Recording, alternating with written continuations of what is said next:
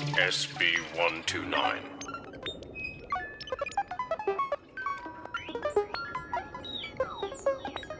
So SB-129 is one of the strangest, most surreal episodes Spongebob has ever made.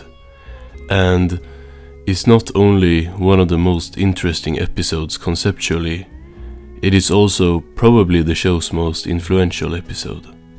SB-129 is of course the iconic Season 1 episode where Squidward, in an attempt to hide from Spongebob and Patrick, accidentally freezes himself for 2000 years.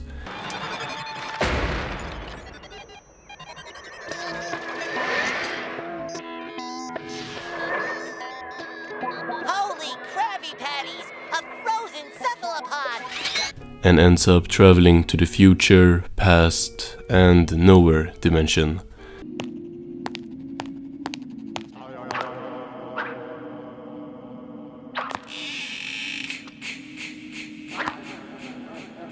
He's not here.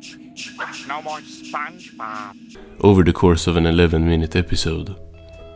I already talked about the episode being perfectly paced, with each place he travels to getting its time to shine, but today I would like to argue just how important the episode was for the show going forward, and how influential the episode was. Now, when I say most influential episode, I know some people might bring up episodes like Jellyfishing and Bubble Stand, as these two episodes are influential because they introduced an element that would be present in many future episodes. But I believe SB-129 does something more than that. It sets a new tone for the show that wasn't really present in Season 1 before it.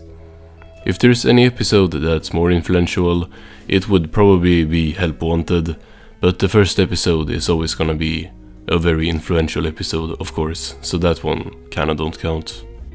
So what did SB-129 do? To answer that, we need to look at the show before it.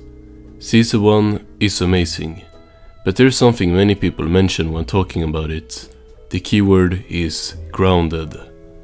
Yes, it was already a show about the talking sea sponge living in a pineapple, but the plots were just kind of simple, which is a good thing. I made a whole video on this.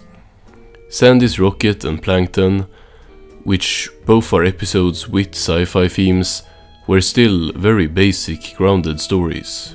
Brace yourself, SpongeBob. This is my lab. And this is my laboratory.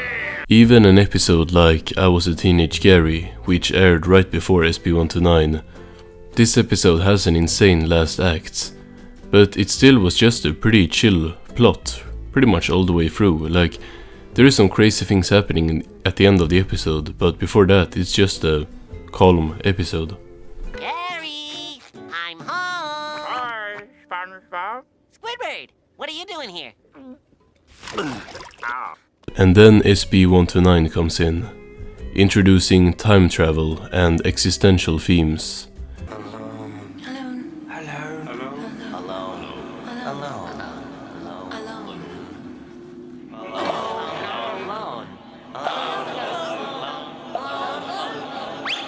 I gotta get out of here! Like, this episode kind of stands out in the first season. We see past and future versions of the characters, and we have an entire episode focused on Squidward. And this second aspect is actually very unique in Season 1.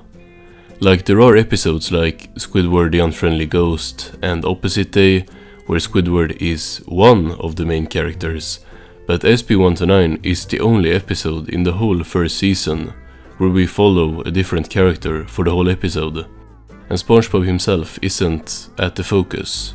Like, Squidward of course meets the past and future versions of SpongeBob and Patrick,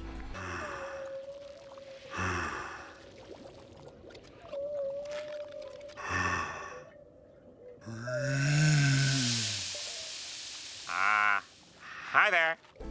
but this is undeniably a Squidward episode, which we would get more of moving forward. SB-129 to me feels like the show testing,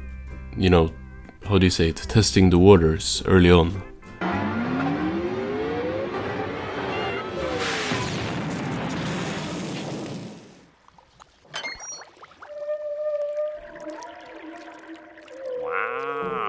primitive. Asking the question of, can this show do high concept episodes like time travel and stuff?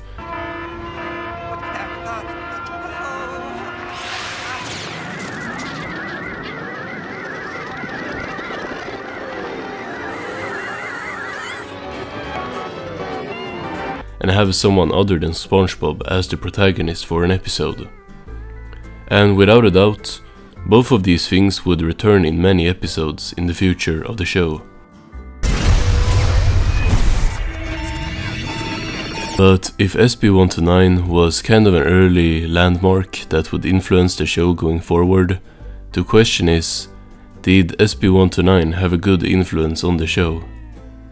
Well, it's because of this episode that we got episodes like Squidward in Clarinet Land and Spongebob in Random Land.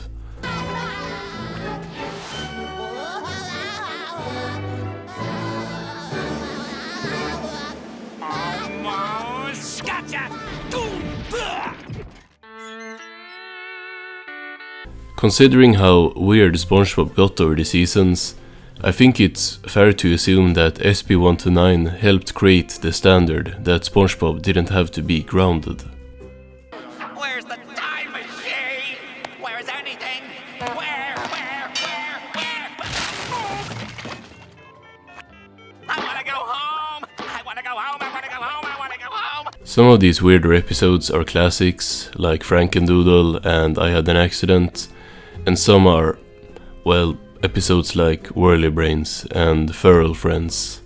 But we also have to give credit to the many time travel episodes that SB129 led to.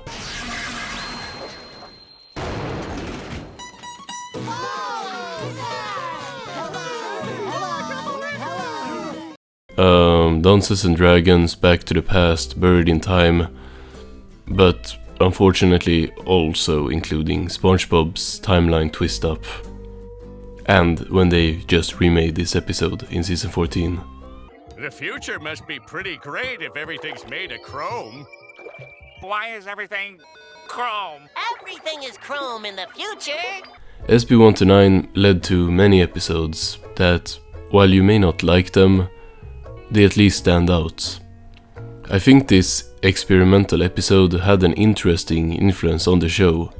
It led to a lot of stuff I like and a lot of stuff I dislike. Yeah.